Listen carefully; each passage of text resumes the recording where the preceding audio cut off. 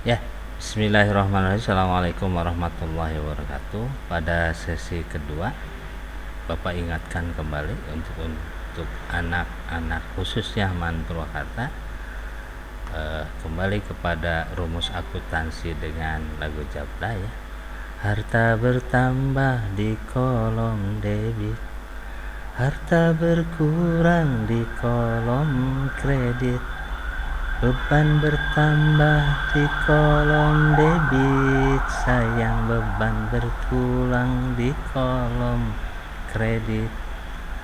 Utang bertambah di kolom kredit, utang berkurang di kolom debit, dan seterusnya dan seterusnya. Kita lanjutkan pada materi yang sudah Bapak rangkum dalam slide ya. Nah, ini harus dikuasai ya. Modal bertambah di kolom kredit, sayang modal berkurang di kolom debit, pendapatannya bertambah di kolom kredit, pendapatannya berkurang di kolom debit. Ayo hafalkan rumus akuntansi agar kita jadi anak pintar, cita-cita akan tercapai, sayang masa depan cerah dan cemerlang.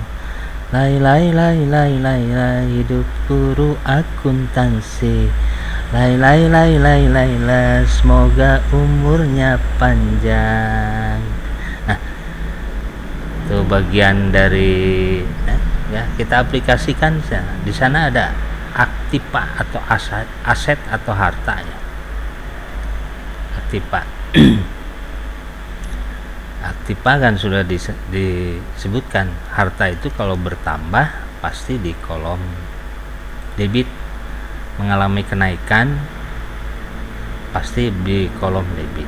Kalau turun atau hartanya berkurang di kolom kredit. Selanjutnya kewajiban, kemudian modal, pendapatan, beban juga demikian, sudah sesuai dengan aturan yang diberlakukan oleh akuntansi. Ini harus dikuasai betul ya. Harta, kewajiban, modal, pendapatan, beban ya. Anak-anakku yang Bapak cintai dan Bapak banggakan, bagaimana menganalisis transaksi dan pencatatan persamaan dasar akuntansi. Nah, kalau analisis ini adalah harus memperhatikan keseimbangan antara aset, kewajiban, dan ekuitas ya. Seperti timbangan pasti harus seimbang antara aset, kemudian utang dan utang atau kewajiban dan modal. So, rumus yang paling sederhana, harta itu terdiri dari utang dan modal, atau dalam akuntansi sebutnya aset itu sama dengan kewajiban ditambah modal. Ini harus jumlahnya seimbang. So, kalau jumlahnya seimbang berarti pencatatan yang Anda lakukan itu benar. Nah, logika sederhana, ketika kita punya uang 100 rupiah, berarti secara tidak langsung harta yang kita miliki itu 100 dan modal yang kita miliki 100. Apabila kemudian uang yang kita miliki itu kita belikan bala-balanya 4, berarti awal itu harta sama dengan modal. Yang harganya 100 rupiah itu menjadi modal 100 dan harta 100. Nah, kemudian kalau Anda misalnya pinjam ke teman 100 rupiah, berarti hartanya bertambah 200. Nah, modalnya tetap 100, kewajibannya juga bertambah.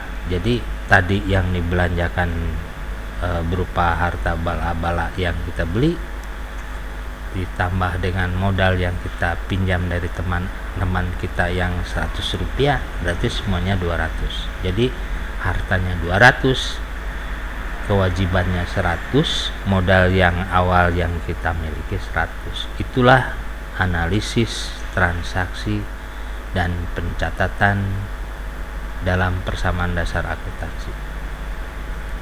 Nah, anakku yang Bapak cintai dan Bapak banggakan, ini contoh persamaan dasar akuntansi secara lengkap nih.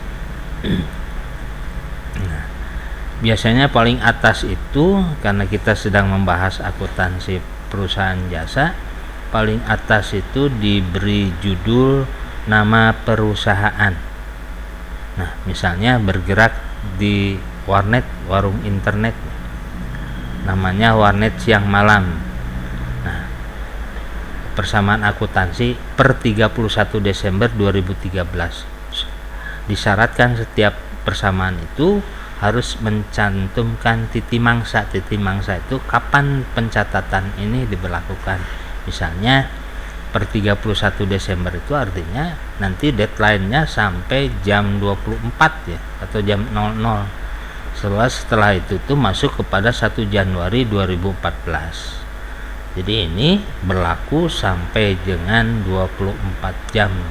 Kalau per itu terakhir pencatatannya 31 Desember 2013.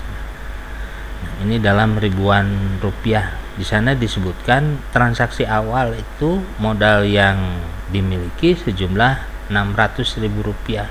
Nah, uang yang masuk itu dianggap investasi.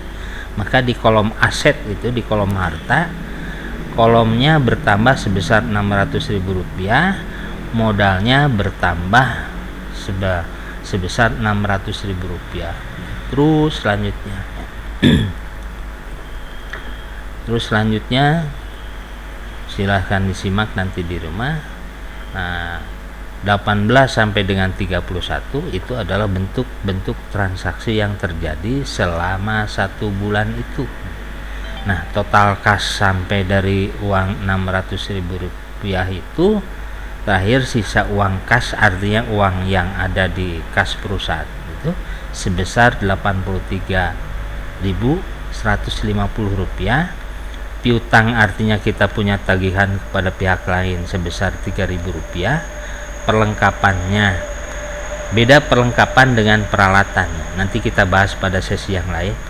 Perlengkapannya 9.000 rupiah, peralatannya 550.000 rupiah.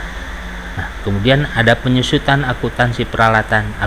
Penyusutan itu artinya perusahaan ini menyisakan sejumlah uang yang didapatkan dari pendapatannya untuk mengganti ulang sesuai dengan usia ekonominya. Setiap barang kan memiliki usia produktif. Nah, dalam akuntansi usia produktif itu sebutnya usia ekonomi. Kan tidak mungkin misalnya kita beli motor hari ini kondisinya akan sebaik ketika kita beli dari dealer. Nanti akan dimakan usia. Nah, dalam akuntansi ada menyisihkan sejumlah uang untuk membeli aset yang sama dengan jumlah yang sama. Penyisihan ini sebutnya akumulasi penyusutan peralatan. Nah, sisi kewajiban dan ekuitasnya, jumlah utangnya itu sebesar 8.000 rupiah. Kemudian modal terakhirnya sebesar 629.150 rupiah. 150 rupiah ya, 629.150 rupiah. Ini kalau dijumlahkan antara aset, kewajiban dan ekuitas itu sudah seimbang. Nah, itulah yang disebut dengan persamaan akuntansi. Ya, lanjutkan. Nah, soal latihannya nanti dikerjakan. Ya, nomor 1, tentukan nilai yang dikosongkan di bawah ini. Ya, nanti untuk pembelajaran Anda supaya lebih paham lagi kedudukan aset, kewajiban dan ekuitas. Soal pertama, tentukan nilai yang dikosongkan di bawah ini. Rumus awalnya aset sama dengan kewajiban ditambah ekuitas pemilik. Ya. Di sana ditentukan asetnya 25 juta. Ya. Asetnya 25 juta, kewajibannya 8 juta. Silahkan Anda cari berapa modal pemilik atau ekuitas pemilik.